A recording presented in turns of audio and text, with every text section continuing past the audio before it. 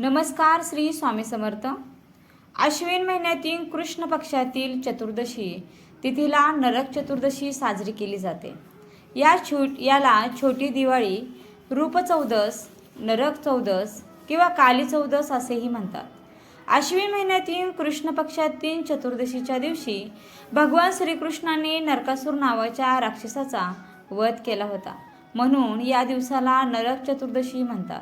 हा सण विजयाचे प्रतीक म्हणून दिवे लावून साजरा केला जातो, म्हणून याला छोटी दिवाळी सुद्धा म्हणतात. तर या दिवसाचे काय महत्त्व आहे तर सकाळी लवकर उठण्याने स्नान करावे. नरक चतुर्दशी 31 ऑक्टोबरला गुरुवारी उद्या साजरी करावी. दिवाळीची पहिली अंघोळ म्हणून आपण नरक चतुर्दशी ओळखली जाते. नरक चतुर्दशीचा अभ्यंग स्नान वेळ आहे सकाळी 5:28 ते 6:41 शुभ वेळ आहे. या दिवशी तिळाच्या तेलाने मालिश केली जाते. या दिवशी विष्णू सहस्त्रनाम, गीतेचा 15वा अध्याय व व्यंकटेश स्तोत्र या सेवा केल्या जातात किंवा कराव्या.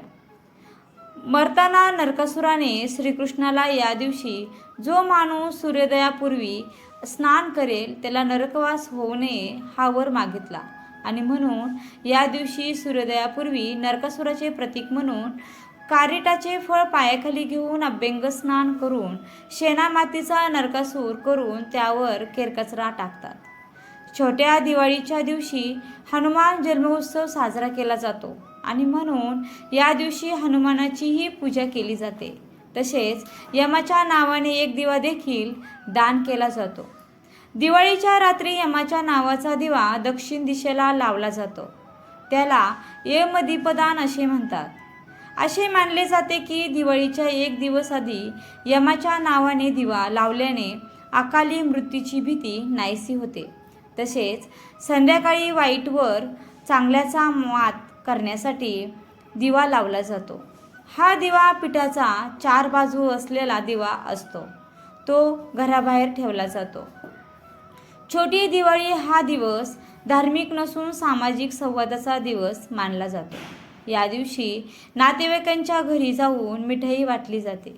तसेच दिवाळीच्या शुभेच्छा दिल्या जातात. तर कारीटचे काय महत्त्व आहे आणि त्याची माहिती आपण थोडक्यात पाहूयात. कोकणात कारीट नावाचे छोटे कडू रानफळ मिळते. ते पायाखाली चिरडून गोविंदाचे 3 वेळा पुकारा केला जातो. हे कारीट नरकासुराचे प्रतीक म्हणून मानले जाते. अर्थात कोकणात हा दिवस चावदीस म्हणून साजरा केला जातो. नरकासुराच्या प्रतिकात्मक दहनासाठी कारीटाचा का वापर करण्यात आला यामागचे विज्ञान आणि परंपरा आपण समजून घेऊया. दिवाळी म्हणजे नक्की काय तर सदृढ आरोग्याचा संदेश देणारा हा एक सण. पूर्वजांनी आपली संस्कृती टिकवताना याचा पुरेपूर विचार केलाय. कारीट डाव्या पायाने फोडल्यास परिणाम वेगळाच आहे. आयुर्वेदामध्ये डाव्या पायाच्या अंगठ्याची जी ग्रंथीची नस थेट मेंदूपर्यंत जाते असा उल्लेख आहे. कारीट आणि आयुर्वेद. कारीटाचा गंध नाकापर्यंत पोहोचवणे, जिभेला लावणे यालाही आयुर्वेदात महत्त्व आहे. रक्तभिसरणाची क्रिया या गंधामुळे तीव्र होते. नरकासुराचे विचार कधी बदलणार नाहीत, नष्ट होणार नाहीत, कारण तो दृष्ट आहे. तसेच कारीट हे एक असे फळ जे वेलीपासून तोडले तरीही भरपूर टिकते. आज तोडलेले कारीट पुढच्या दिवाळीला वापरू शकतो. तांदळाच्या कोंड्यात न फोडता हे कारीट जर ठेवले जसेच्या तसे राहणार. लोखंडे किंवा अन्य शस्त्र लागून जर आपल्याला शरीराच्या कुठल्याही भागाला सूज आली असेल तर कारीट फोडून लावल्यास सूज उतरते.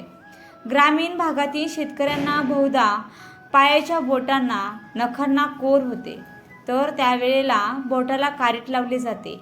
यामुळे कोर बरी होऊन जखमाही भरून येतात. सर्वाधिक कडू असलेल्या या फळाची त्यासाठीच तर निवड केली असावी. पूर्वी कारीट ग्रामीण भागातच फोडले जायचे, पण आज शहरी भागातही ते फोडले जातात. नरक चतुर्दशीची कथा थोडक्यात पाहूयात. पौराणिक कथेनुसार भगवान श्रीकृष्ण आपल्या पत्नीसह द्वारकेत राहत होते. एके दिवशी देवराज इंद्र भगवान श्रीकृष्णांकडे आले आणि म्हणाले, हे कृष्णा, दैत्य राजा, भौमासुराच्या अत्याचारामुळे देवांना त्रास होत आहे.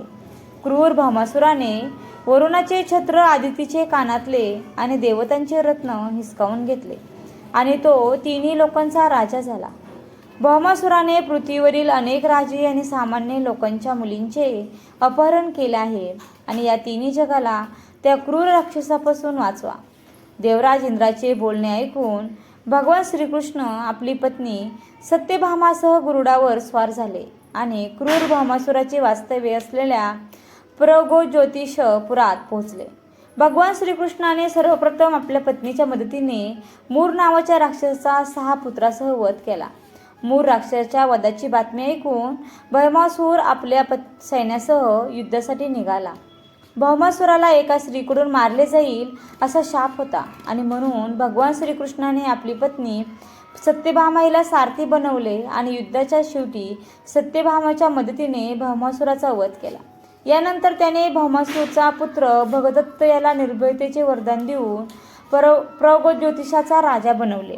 भगवान श्रीकृष्णाने ज्या दिवशी भौमासुराचा वध केला ती अश्विन महिन्यातील कृष्ण पक्षातील चतुर्दशी तिथी होती. म्हणून या तिथीला नरक चतुर्दशी असे म्हणतात. या दिवशी भगवान श्रीकृष्णाने केवळ नरकासुराचा वध केला नाही तर त्याच्या बंदिवानातून सुमारे 16,000 स्त्रियांची सुटका केली. या आनंदामुळे त्या दिवशी दीप प्रज्वलन करण्यात आले. चौबाजूने दिवेही दान करण्यात आले. नरकासुराच्या मृत्यूनंतर त्याच्या शरीरावरील रक्ताचे थैले स्वच्छ करण्यासाठी भगवान श्रीकृष्णाने स्वतः तेलाने स्नान केले. यामुळे ते नेहमी अंगाला तेल लावतात. तेव्हापासून अभ्यंग स्नानाला सुरुवात झाली. धन्यवाद. श्री स्वामी समर्थ. जय जय स्वामी समर्थ.